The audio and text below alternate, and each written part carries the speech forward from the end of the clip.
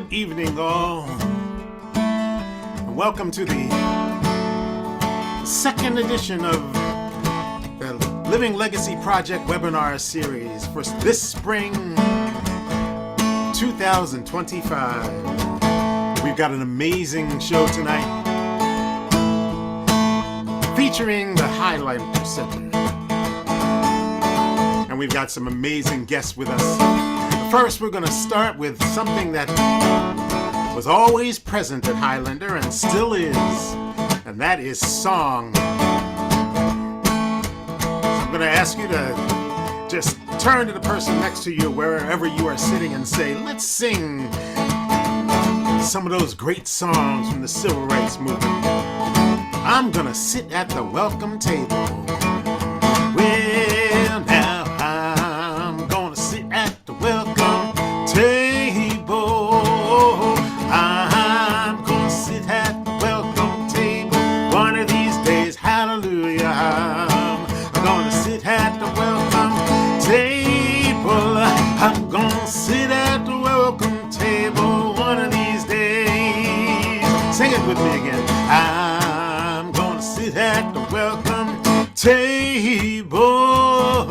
I'm gonna sit at the welcome table one of these days. Hallelujah. I'm gonna sit at the welcome table. I'm gonna sit at the welcome table one of these days. There will be food for all at the welcome table. Food for all at the welcome table one of these days. Hallelujah. Food for all at the welcome table. Food for all at the welcome table one of these days. We're gonna sit and eat together. We're gonna sit and eat together one of these days. Hallelujah. We're gonna sit and eat together.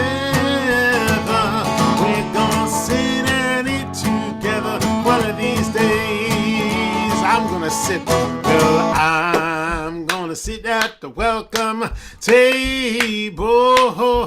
I'm gonna sit at the welcome table one of these days. Hallelujah. I'm gonna sit at the welcome table. I'm gonna sit at the welcome table one of these days.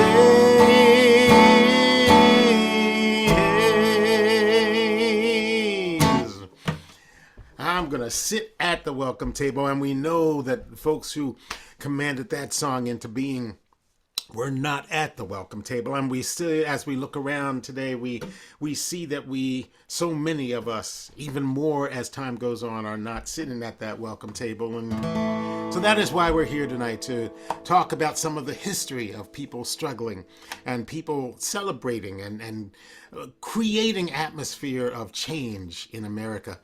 And let's sing another one of those amazing songs. Songs that propelled people and kept them focused and calmed their fears, or at least allayed them as they went out to protest and march. Well, I'm on my way, oh, to freedom land. I'm on my way to freedom land. I'm on my way, oh, to freedom land. I'm on my way, oh, yes, I'm on my way. I'm on my way, I won't turn back. I'm on my way, I won't turn back. I'm on my way, oh, I won't turn back. Oh, I'm on my way, oh, yes, I'm on my way. Well, if you won't go, don't you hinder me. If you won't go, oh, don't you hinder me. If you won't go, oh,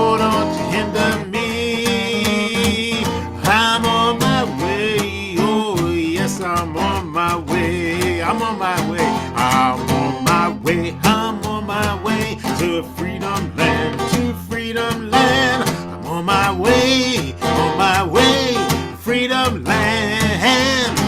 I'm on my way to freedom land. I'm on my way. Oh yes, I'm on my way. I'm on my way. Oh yes, I'm on my way.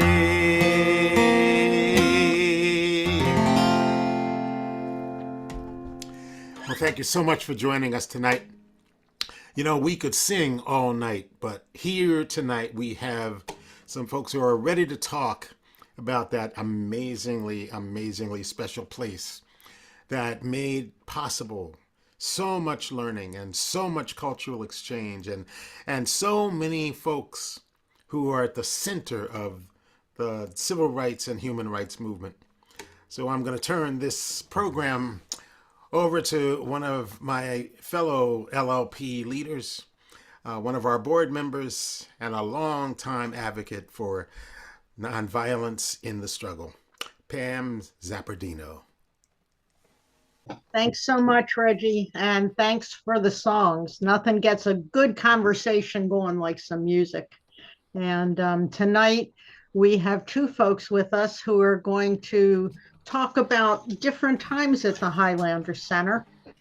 We have with us actually Reverend Alan Maxfield Steele, who is currently one of the co-executive directors of the Highlander Center. And from a conversation I had with him earlier today, I know that he has also held many other roles at Highlander before stepping into that executive director spot. And someone who sort of came of age with the movement back in Tennessee. Mr. James Sparky Rucker is with us. And Sparky is a storyteller, he's a singer, and he knows what those times were like. Grew up in Knoxville, I believe, right, Sparky? That's correct. Where his Well, at least I got bigger in Knoxville. I don't know if I ever grew up. Okay, you got bigger in Knoxville. I'll remember that one. But and so as Highlander had to move closer to Knoxville, you know, Sparky was there as well as in the original Monteagle space. So that's just to give you a little background. But I'm going to turn things over to Alan first to tell us about some of the real back history of Highlander. Thank you so much, Pam. It's a real honor to be with all y'all, and especially Sparky. You're a legend and someone that I've admired from what we call the People's Hill at Highlander, and also in community with you. So just thanks for gracing us and me with your presence tonight. It's just a joy to be on this call with you. And to be with everybody from all over. I was seeing in the chat, there are folks from literally all over the place. And where I'm from is I'm from North Carolina. Rowan County in particular is where all my people are from. But I was a military brat, so I was born in Texas and then lived in West Germany when there was still such a thing as West Germany. Moved back to Texas, moved to North Carolina. But I call North Carolina home, and I still do today. My partner Aaron and I are based in Western North Carolina, just an hour or so away from Highlander, and it's a joy to be with you tonight virtually, and hope to meet y'all in person one of these days. For those of you whom I've not met yet, when I talk about Highlander's story, I really like to share some images. And so if you'll be cool with it, I'd like to share some slides and to give a bit of an overview through image and sometimes when I share it, I like to make sure that people understand that Highlander is 93 years old, right? Which means that we're still actively involved in the work.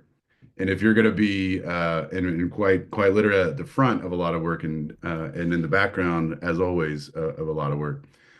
So if you're going to be able to join May 20th gathering, if I recall, that's the date. right, Pam and others? May 20th? I'm mistaken. I don't want to make that up. She's muted. Oh, the May meeting, the May Living Legacy conversation, I'll be talking a lot more about the contemporary most, what are we really doing right now, and where's that been building? So be on the lookout for that invitation and make sure you sign up if you really want to learn more about what we're doing right now. But today I'll show some images that kind of bounce back and forth between the early days, and I'll focus on one story toward the end before I pass it on to Sparky to give some more texture to the story through his experiences. So just a quick glance for folks who like to situate themselves chronologically. I'm actually going to start from now and go backwards. That's what I like to do. But we've been in Newmarket, Tennessee, which is in Jefferson County, about 20 miles away from Knoxville, Tennessee, since 1971. Where when Pam and others have talked about the rocking chairs really came into Highlander's work in the later part of Highlander's life.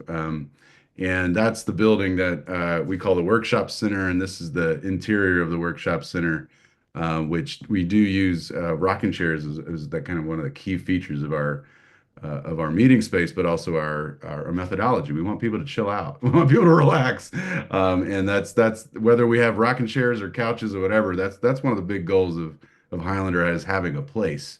We've always had a place since 1932.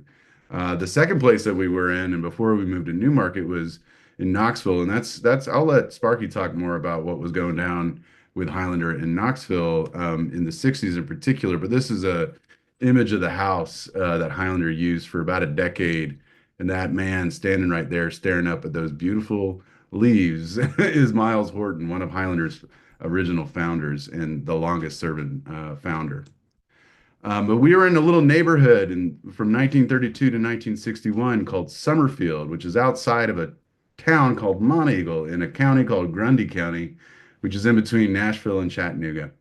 And that was our first home. And I like to make sure that people realize that that land was donated to Highlander by an amazing woman named Lillian Johnson, who was one of the earliest women to receive a PhD in the early 20th century, and then in her later years moved to Grundy County and had a home, and then donated the land after making sure that she could trust the founders, Miles and Don and Jim Dombrowski. There's a longer story about that we can get into another time. Miles Horton is certainly the most famous founder of Highlander. And this quote from this painting that was done by him is one of his quotes that I like to read to help people ground themselves. And I'll read it because it's hard to see. But it says, probably the most important thing we do for people is to have them participate in an actual democratic experience, a right experience where people are free to talk and make decisions, where there's no discrimination, and where their experience is valued. This last part, in my opinion, is the most important part. If you don't value a person's experiences, I don't know how you can value them as a person. If you don't value a person's experiences, I don't know how you can value them as a person. And we've been doing that, or trying to do that, for basically 93 years through different methodologies, different programs, of course, in 3 different locations, a lot of different staff, a lot of different friends and folks. Many of you are on the call today. I recognize some names who I know have been through Highlander, supported Highlander. So just thank you for being here tonight. And one thing I like to really underscore is that Highlander owes its fame to women, in my opinion, and particularly to Black women. These 2 women, many people recognize the woman on the right. That's Rosa Parks, who was a student at Highlander, a program participant at Highlander in the 1950s. And she was already an activist before she ever came to Highlander. She learned about Highlander as an integrated school where people could come together from across the South, talk about the issues of the day, particularly those related to the Jim Crow South and white supremacists who were in state power at that time. And she learned about the work of Highlander and came and then It did so happen afterwards that she was part of the broader Montgomery bus boycott. And the longer story around that is something that I would encourage people to check out if they don't know a whole lot about it. The woman on the left is a little lesser known, but she is often referred to as the mother of the civil rights struggle. In fact, that was what Dr. Martin Luther King called her, and that's Septima Poinsett Clark. Um, Septima was the director of workshops and education at Highlander in the 1950s before we had to move to Knoxville. She came from the low country of South Carolina, where I imagine some of y'all will visit if you're a part of the in-person pilgrimage work.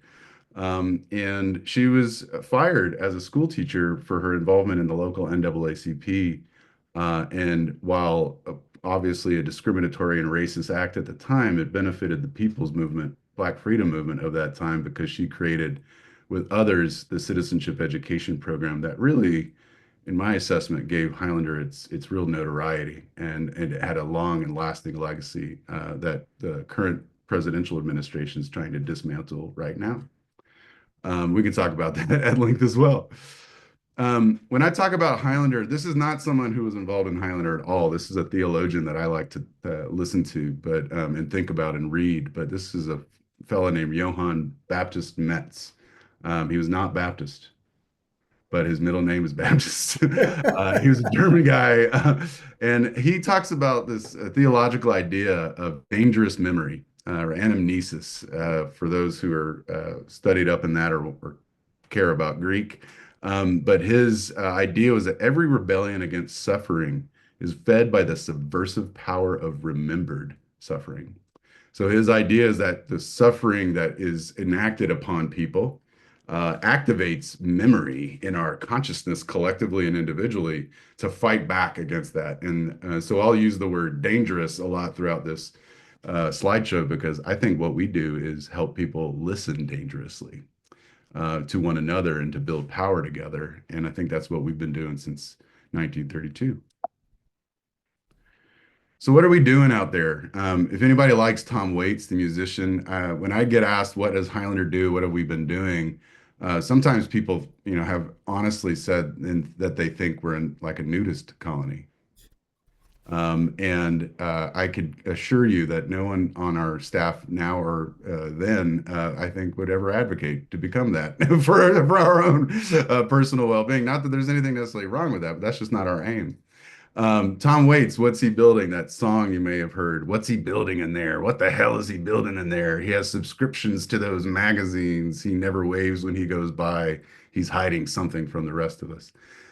There is a lot of suspicion by people then and now, particularly in the earlier years, but certainly now, about what we're building over there. And I like to say is that we're building a freedom movement with a whole lot of people from across race, gender differences of all kinds. And we would love it if other folks who are interested in expanding lowercase d democracy would do that with us. So it's not a big secret.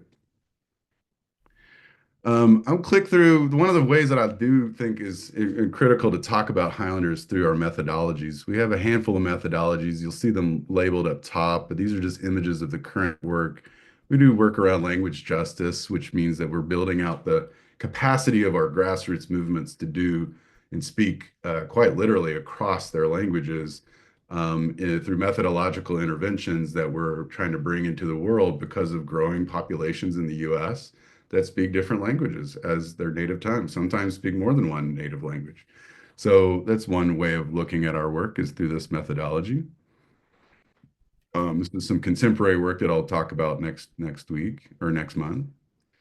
A methodology that will help resonate with some of the earlier years is our intergenerational organizing. Highlanders always had a children's or youth function to it.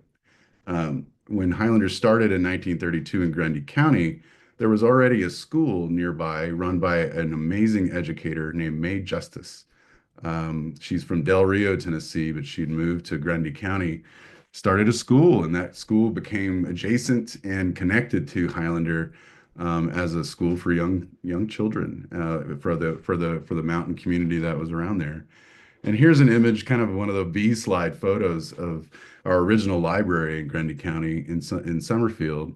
And the woman on the far left is Septima Clark, the director of workshops, and this is a youth program that she was helping run. She didn't just start the citizenship education program. She ran a very robust and diverse education program in the 50s. This is an image that anybody in Blount County ought to know about. This is from our camps in the 1960s, integrated camps that were attacked by the local law enforcement. Sparky, you might speak to that a little while. I don't know if that was part of your experience. I'm looking forward to learning about that. And just to kind of keep it in a contemporary context, we're doing the same youth work, right? We do intergenerational work. These are some images from our current work in youth programming and intergenerational programming, learning about alternative economics in the US South and Appalachia, about building a transition economy, children's programming that we still do. Our board membership is intergenerational and on purpose. The person on the left in this photo here with glasses is Lone Tran, our current co-chair of the board. Lone is an immigrant from Vietnam who was raised in Charlotte, North Carolina, and is now the national director, co-director of an organization called the Rising Majority. And Lone came up through Highlanders youth programs, just like I did. The woman on the right is Margot Okazawa Ray, who is one of the original authors of the Black Combahee River Statement, like a Combahee River Collective Statement, which was a foundational document for Black feminism and Black intersectional thought. She was our co-chair when I got the job. So just other images of intergenerational work that we've done over the years. When we talk about the earlier years, I like to talk about that one of the first real interventions and kind of innovations that Highlander brought to social movements. And it wasn't just that Highlander brought it, but we became a school where people could draw upon their culture and cultural work to build powerful movements. It's not something that Highlander invented. It's just something that methodologically Highlander really drove home as part of the school and the program. The woman there with the accordion is someone that everybody should know about, Zilphia Horton. And before she married Miles Horton, she was the daughter of a wealthy coal guy in Memphis, Tennessee, and she was a class trader and wanted to organize against bosses and make sure that bosses would treat their workers right and agree to demands of workers. And she became very political and politicized and used her talents in singing and theater work to transmit music from freedom songs and freedom struggles all across the South to other front lines of the movement. This is her working with a group of unemployed organized or folks who are trying to get organized to demand better working conditions and employment opportunities in Tennessee in the 30s. In the 50s and early 60s, the director of cultural work was a man named Guy Carawan, and that's the fella there playing the guitar. And he's working and supporting and spreading the same kind of methodological work with culture with the Nashville sit-in movement of 1960 in the early 1960s that ultimately desegregated lunch counters in Nashville. And Guy had been on staff for some time prior to that, but did a lot of work to spread and popularize songs such as We Shall Overcome and many, many, many other freedom songs, and picked up the legacy that Zilphia began. A man here that Sparky, I imagine you have met this fellow. This is Nimrod Workman, who's a United Mine Workers organizer and coal miner and culture bearer in a profound way in Central Appalachia, who passed songs down from generation to generation, and here is teaching songs from the Mountain South to other folks and recording them in our current workshop center. But this is from the 70s when we could still smoke in the building. We don't do that anymore. And we still do cultural work online. We'll talk more about this next month, but these are some of the examples of programming that we do that supports people's cultural wellness and strategy build out. I'll get into a little bit more of the examples of what we do, but one of the participatory action research methodologies, if you were part of Highlander's work in the late 70s and early 80s, you might have been part of the land ownership study, the Appalachian land study that Highlander was one of the anchor institutions for.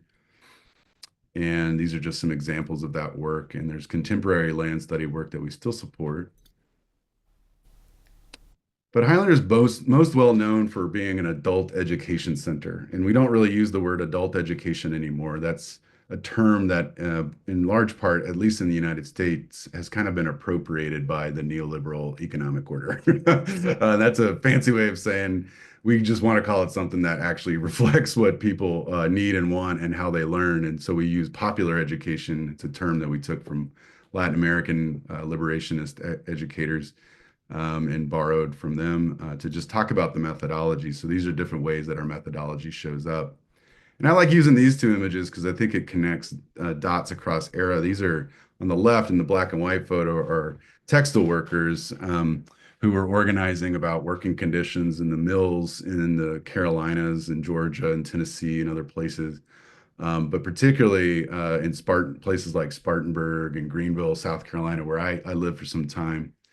And the people on the right, you see me there. It's a cold January month, but we were warm enough to get outside. And these are young people and residents from Spartanburg County, South Carolina, who wanted to learn more about how to organize in the neighborhoods that were formerly textile mills and textile villages in upstate South Carolina. So we did a lot of work of anchoring the current 21st century questions in the middle and late 20th century struggles that folks were organizing around. And that's popular education. People teaching one another, learning from one another is not often a lecture like I'm doing now. But I talk about Highlander's work being dangerous because in part we were red baited and brought into a lot of controversy from the very beginning. You know, in 1932 to 1957, any number of harassments, FBI infiltrations, spies. I mean, this sounds like a novel, and it is kind of. There were like actual people concerned at the federal and state level about, you know, preserving the Jim Crow white supremacist South and fighting back against their understanding of what communism and other kind of forms of democratic economics really are, and distorting that. And so they tried to associate those things with Dr. King, who came to our 1957 25th anniversary celebration. There's actually a state board of education in Georgia that commissioned a spy to infiltrate and take photos of people doing really scary things like dancing, eating, and singing together. Really horrifying stuff. But it was dangerous if you think about it to those whose own understanding of the world is upheld by their construction of whiteness or power or elitism. That is dangerous to them. And therefore, I think we could claim that a little bit. These are just different images of the way that they tried to lambast King, and Miles here is number 4. And you can kind of go through Aubrey Williams, Abner Berry. Yes, members of the Communist Party, but there were a lot of different partisan and nonpartisan people in the room, people who are coming from the fields, coming from factories, just wanting to learn how to build together and live and build a life out of what they inherited to what they deserve, which is freedom and human rights. So we often say, Miles, I think, as I understand it, would say, we're not communist. We're more radical than that. And I think that's a real good assessment of what we are today. Yes, we have people who are connected to communism and socialism and all those things. And the question is, why don't we all have those connections? And even if we don't, that's okay. We're interested in expanding lowercase d democracy. If you're in that fight, we're with you. Pam, I want to check on time. Do I have a little bit more time to go into some more history, or should you're about how many more minutes? 3 to 4? You're on mute. I'm sorry. That's strange. I wasn't before. Yes, about 3 or 4 more minutes, and we'll switch over to Okay. Sparky, and then we'll have some back and forth. Back and forth. Awesome. That'll give me enough time to give a bit of a zoom into one of our more famous historical programs from before Sparky's time. But like a lot of people associate Highlander's earliest years with the labor movement and being the de facto training ground for the Congress of Industrial Organizations, the CIO, before it joined up with the AFL. And that's true. Highlander in the earliest years was a place that did serve as an incubating and training program for labor organizers and labor leaders and workers who were fighting for rights and better conditions and leadership development. We also did other stuff, community development projects, a whole range of things that weren't necessarily labor movement related, but were connected to building a different kind of economy, to establishing a different kind of social and economic order. And what we were known for early on was the fact that Highlander was adamant about doing that work across race. That there's no way to build an economic and social cultural order that's different than the one we inherited in the South if we don't do that work across black and white. And we maintain that opinion today across multiple races and ethnicities that are now present in the region and beyond. And one of the examples of the later years as Highlander started to pivot its questions and its work and accompaniment to different communities to really address this question of race and economics was supporting the creation of this program called the Citizenship Education Program. And I talked about Septima Clark at the beginning. She and a handful of others, the shortest version of the story is that there was a recognition that we could talk all we want about human rights. We can talk all we want about labor rights, but if our people don't know how to read and write, they're not going to be able to pass these tests and build political power to shift the political economy of the South and state by state because of all the voting laws that required literacy and memorization of arbitrary facts that no one could actually memorize. But point is, in Johns Island, South Carolina, was the invention of the Citizenship Education Program. And this is an image of the first place where the program started here on the left. It was at the Progressive Club, which is a existing economic cooperative on Johns Island, where in the back room, they would have the lessons of learning literacy and reading and writing. They definitely wanted to function as not only a place of literacy training, but also like meeting people's basic needs and doing political and community organizing. So it wasn't only a literacy program, it was a vehicle to build ways of building a brand new world. This is just an example of some of that early curricula. You know, if you want to learn how to pass a test and you want to learn how to read, you need to know A is for attorney, L is for labor, N is for necessary, nomination, O is for occupy. All very powerful things and practical things. X is for X-ray. That's great. You know, like we want to know these things. And these are some examples of the curricula and songs that would be used and sung. So just some other images of the earlier years smattered throughout the later years and more contemporary years, just to give a glimpse into what it looked like and felt like. Again, not all that different than what we do now, just black and white photos versus color photos. Thank you, Alan, for that Absolutely. amazing history and for the amazing photographs. I haven't seen some of these in a long time. Totally. And it was interesting. I remember reading, and one of the things that Rosa Parks wrote was that Highlander was the first time she had ever seen Black people and white people dance together. And it was also the first time that a white person had ever cooked a meal for her. And that just really struck her, that she was an adult, not a young adult, a sort of middle-aged adult, and a white person had never served her food before.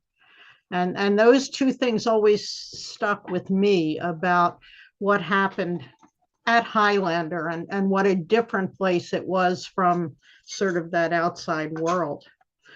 And so, Sparky, you came into the civil rights movement when you were a bit of a youngin'.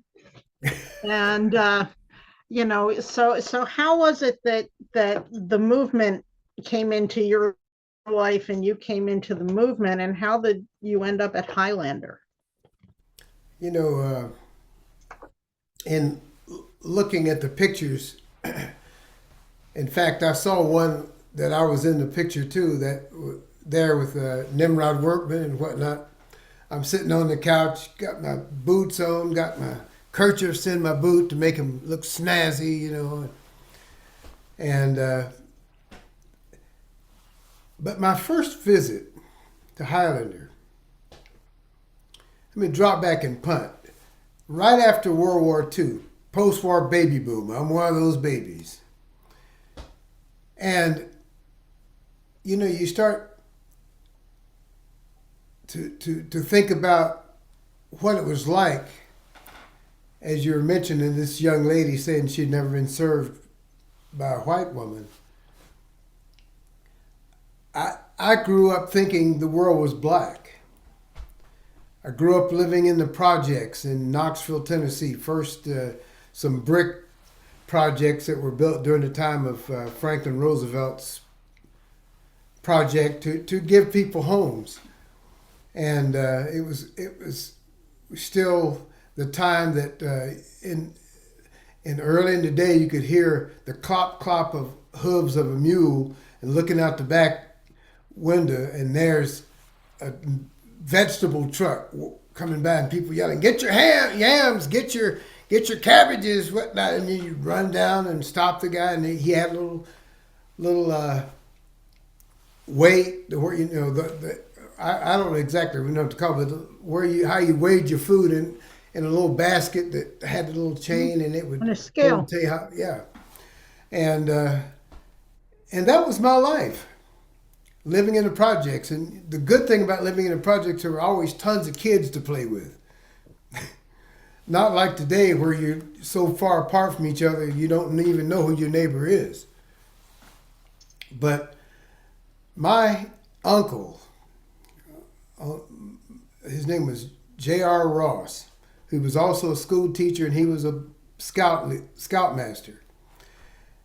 He decided one day to take his daughter, my cousin Bonnie Ross, who was a month younger than me. I mean, we just grew up together. We were best buds, and when I would be invited to go dance at one of the school events, she was the one that would ask me first to dance because I was so shy.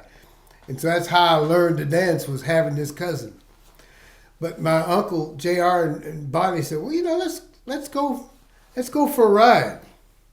He had one of those nice station wagons that on the side it looked like wood paneling on the side of the station wagon. And we piled in there, went driving, and all of a sudden I have a memory of getting out of the car, and from the point of view of one of the pictures, Alan, that you showed of the early Highlander, I remember walking up that path to that building. Now, before I get in the building, I want to tell you that I was also growing up during the middle of the early Cold War, where we were not only told to duck and cover when the alarm went off, the siren would go off, we would fall down beside our desk and put our hands over our face and the other hand behind our neck. And the weird person that I am always said, "Well, you know, what good is that going to do if they drop the atom bomb?" And then I said, "Oh, well, maybe because we're fused together like that gives you a handle to carry the kids away." But we were, you know, living in Knoxville, Tennessee. We were, 30 miles away from Oak Ridge, Tennessee, where part of the Manhattan Project had been planned. So we were always at ground zero. And we were issued dog tags. We kids in school issued dog tags so they could identify our bodies if we were ever under a nuclear attack. So this is what's going on in my head all the time. I'm scared every time I hear a siren rush by. I thought we were under attack. So my uncle takes us down to Highlander. We go into the building, and I hear a guitar strumming. There was a young Guy Carawan singing a song, Old Man Atom, A-T-O-M, and talking about Hiroshima, Nagasaki, Almagardo, and talking about the whole thing. And finally, I'm going, here's somebody that understands this is a scary situation. Somebody who can maybe teach me how to be magical like that with that music and make people feel like they've got a chance of changing things in this society. Something we, by the way, nowadays need again, to feel that we as people are not powerless. If we work together, we can stop the madness. And so I started thinking, gosh, I wish this was place was closer. Well, sure enough. Well, what's the year? Let me look at my notes. 61. In 61, I'm in early high school when Highlander moves to Knoxville, Tennessee, in that Victorian mansion, about 6 blocks from my home. Oh, that's where that guy was singing that song about Old Man Adam. And I could walk down there, and I started going down there just about every day after I got off school. I'd walk down to sit and visit with Miles Horton. You can't find a better place to go than to sit and listen to Miles Horton talk about things, not just about the movement. But I remember one time he and I were sitting there talking, and he said, I think every organization ought to have a self-destruct device in it after 25 years. I said, what? What do you mean? He said, because that first 25 years, it does the things it was brought into being to do. But after 25 years, all it can think about is perpetuating itself. And I loved him for that, because soon after he told me that, he turned it over to Mike Clark, or one of the other people that took over after him. And I thought, my gosh, this is a man that actually takes his own lesson and takes it to heart. But during that time that Miles was there, I would go down just to sit and talk to him. And one day he told me, "Why don't you come back later tonight, because there's some musicians are coming by." So I went home, had my mother fixed me some dinner, and I walked back down to Highlander, get up there and sitting there waiting for some music. And we're waiting for some music. And we're waiting for some music. And all of a sudden the door burst open. And in walks this short black woman who's hustling and bustling, walking by. That was Bernice Reagan. In walks this blind black man, and ends up being Reverend Pearlie Brown, the man that taught me how to play slide guitar, who also taught Dwayne Allman how to play slide guitar. So I'm wanting you to see, this is just that little building. It's not the big Highlander. This is the little Highlander. that was just a Pam. She understands that. and it ended up being the Southern Folk Cultural Revival Project on tour, which grew out of SOC, Southern Students Organizing Committee. And they weren't going to perform in Knoxville, but they were going to go to Nashville to perform. Well, at this time, I had no driver's license. Even if I did, I couldn't drive. And so I talked this friend of mine into taking me to Nashville to see this concert. And I remember, oh, wow, that's those people that we just saw coming into Highlander. In fact, none of them wanted to play music, but there was this one tall string being of a man with a long neck banjo, Pete Seeger. And he said, oh, these people were waiting to hear music? Why, I guess I could play one song. And he gets that banjo and he sits down in a chair. In fact, it was a rocking chair, believe it or not. And he starts singing the tune Barbara Allen. And I said to myself, that's what I want to do for a living. I want to be a folk singer. Between Pete and Guy, what better mentors could I have had? Well, it got a little strange there. Like you mentioned earlier, was that they started red baiting Highlander. Then one of the newspapers, the Knoxville Journal, very right-wing newspaper, was always making up stories about Guy Carawan or what was going on over there at the Highlander Center. And you mentioned that I might have known about that camp that they had outside Maryville, where they actually burned the camp. And it was scary. It was getting scarier and scarier. The Ku Klux Klan picketed that building. And I thought I was being pretty brave. I went through that picket line. I said, they're not going to stop me from going to see my friend Miles. But one day, once again, sitting there with Miles, the door opens again. This is a different time. It was in March of 1967. And in walked Stokely Carmichael and all of his co-lieutenants, his field secretaries. And as it turned out, they were going to be giving a speech at Knoxville College, which was one of the historic black colleges. We had tried to get, when I was going to University of Tennessee, we had tried to get Stokely to come to University of Tennessee, but they wouldn't allow it. But Knoxville College did allow it, so I said, well, I'd like to go see that.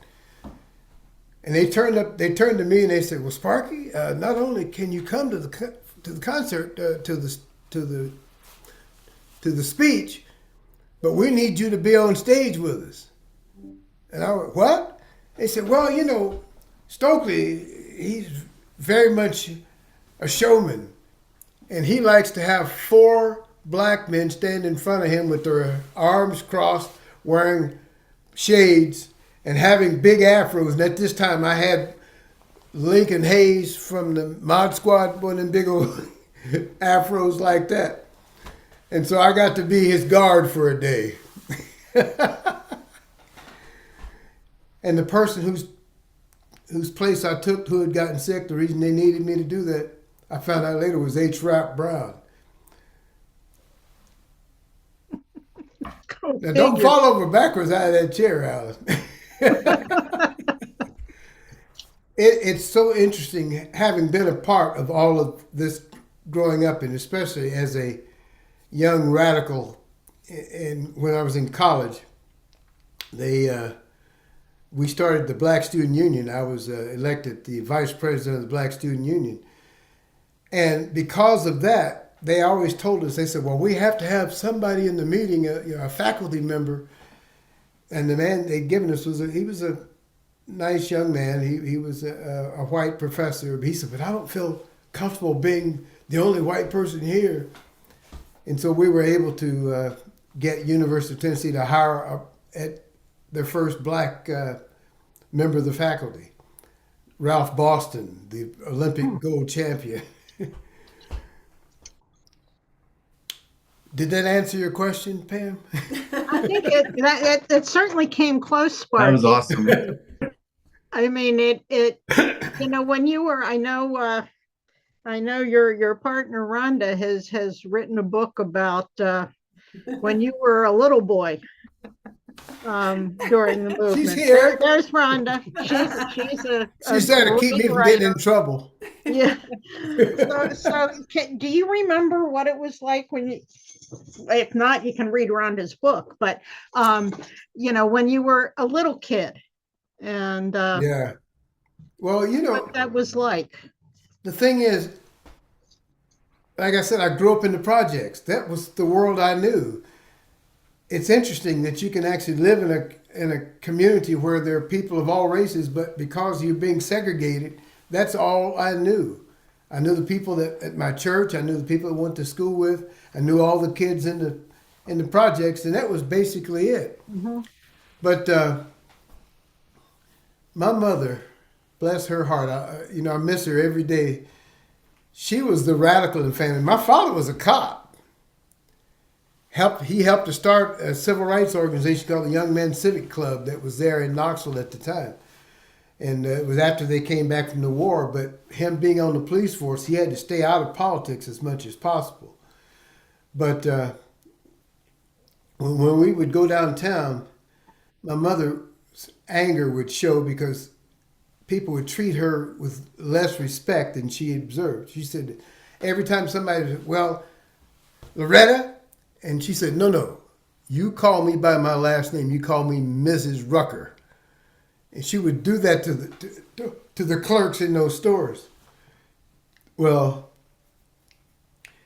when the civil rights movement finally came to Knoxville, and we had people like Reverend Crutcher and the people at Highlander that would come, Guy Carawan would come and lead us in song. In fact, that's how I ended up doing music for the movement. Was one time guy handed me his Guild guitar and says, "Hey, Sparky, lead us in a song." He didn't realize he was starting me on becoming a folk singer for life. But that's what put me over the edge there. But we were trying to decide how could we integrate Knoxville? What could we do? And somebody said, well, we can go up there. They just built that new department store, Rich's department store. That's that place that gave Dr. King a hard time. So, well, we can tell them to integrate their lunch counters. Of course, they weren't going to do that. And said, well, we'll picket the place. And this was huge. It took up a whole city block. But in those days, you had to go down to the mayor's office and get a parade permit.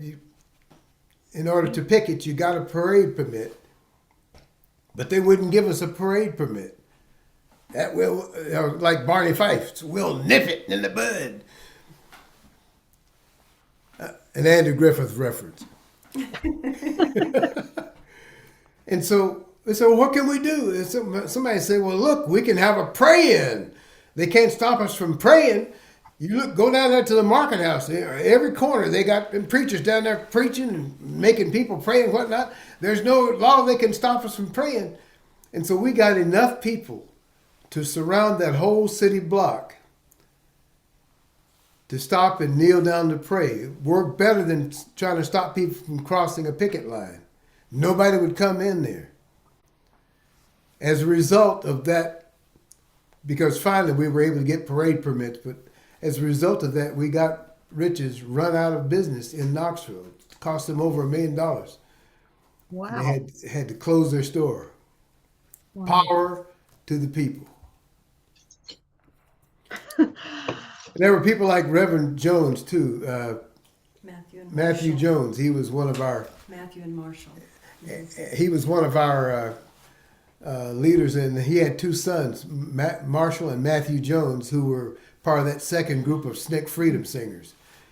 So Knoxville was played a big part in the civil rights movement, and a lot of it started because Highlander was there for us to use as a training ground, not as a communist trainer, but bringing people together from different organizations, sharing each other's references, each other's ideas, people from.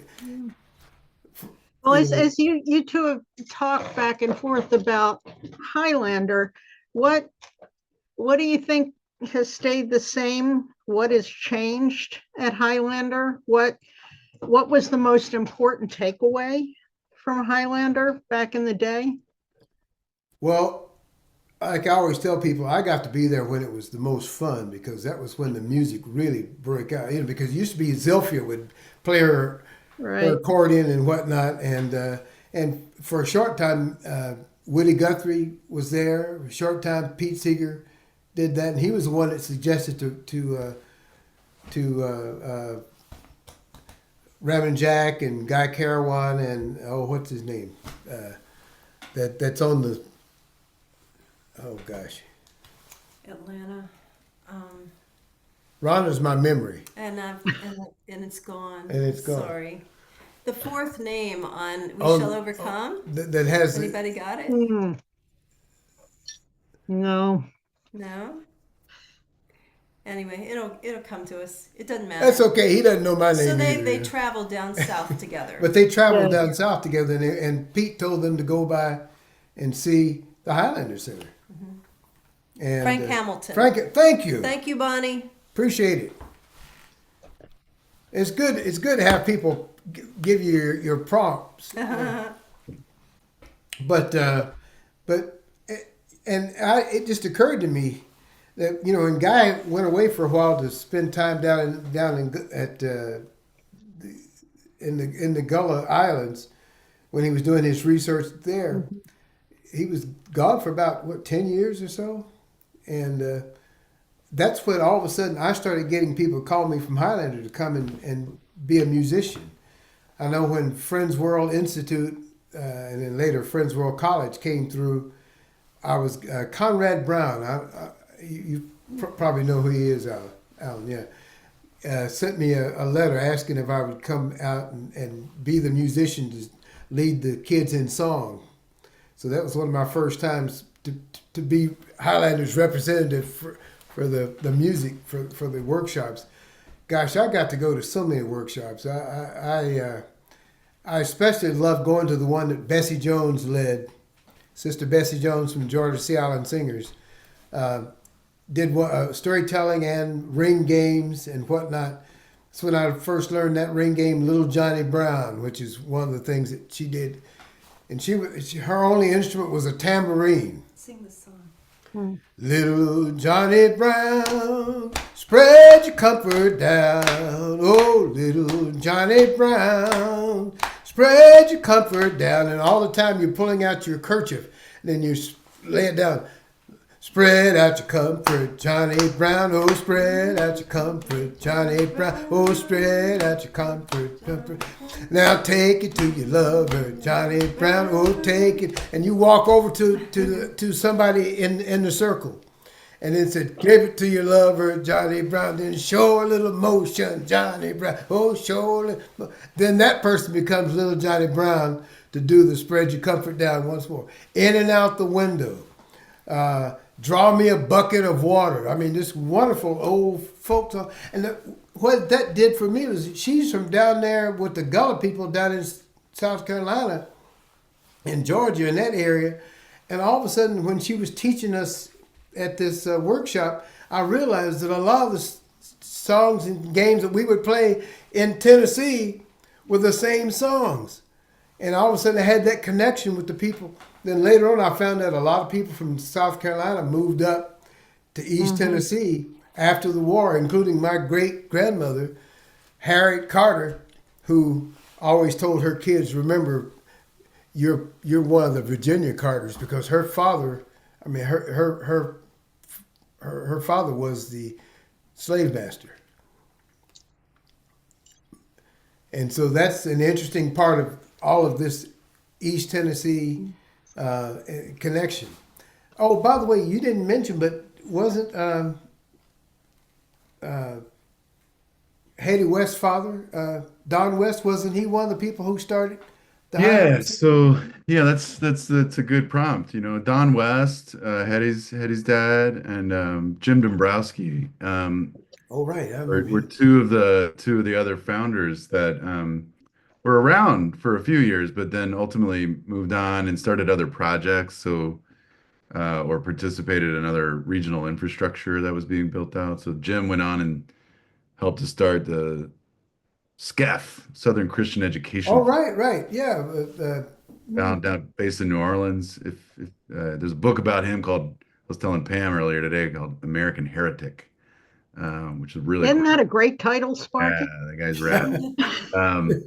And then Don did started a number of different projects, including the Appalachian Folk Center up in Pipestem, West Virginia. Pipestem, right. Yeah. And that was another one of the places that I played his festivals. Yeah, And totally. Hetty and I got to be friends on one of those Southern Folk Cultural Revival Yeah, project tours. yeah, that's cool.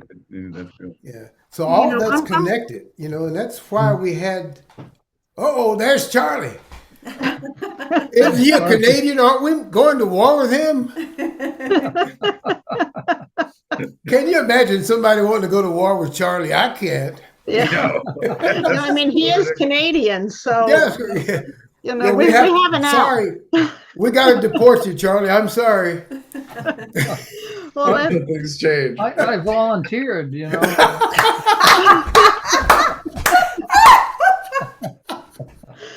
well, that's probably a good note to say. You may think this is wrapping up, but no, we're just kind of getting started, because if you go back to that email, and I think Annette has it in the chat. That is the link for the after party. That is, we're going to move to a different Zoom room with Sparky and Alan, and you all can ask all those questions that we kept telling you. We like you to hold the questions till we get to the discussion. I hope you guys are copying this chat. I'd like to know who was there. Oh, Well, I can do that I right think now. we can preserve it. Save chat. There you go. Save chat. Yes, he's drowning. Save him. So I think Annette's probably going to shut this room down. And please, please, please come Yes, over. James Brown. Exactly. I learned from you, Sparky. You gotta forgive us, but we're very good friends. Yeah, For a very That's long time. yeah. And now that I've met Alan, you know, he's going to have to put up He's with got to be in the club. That's right. So hang up from this one, click that other link, and we'll see you in just a couple minutes.